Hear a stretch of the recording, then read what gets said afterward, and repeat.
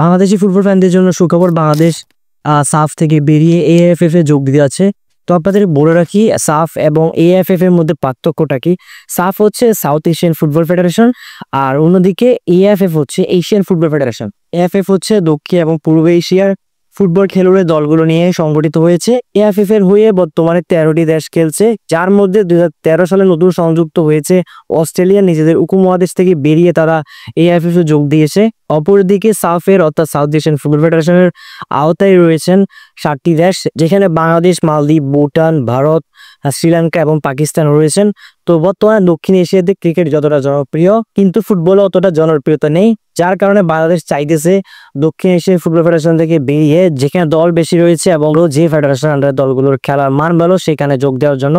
ইতিমধ্যে ব্যাংককে বাংলাদেশের প্রধান উপদেষ্টা ডক্টর ইউনূস এমনই আভাস দিয়েছেন। এর মূল কারণটা রয়েছে দক্ষিণ এশিয়ান দেশগুলো ফুটবল ততটা উন্নত না। ভারত এমনটা তাদের থেকে আশা করা হচ্ছে, ওইরকম তারা খেলতে পারছে না।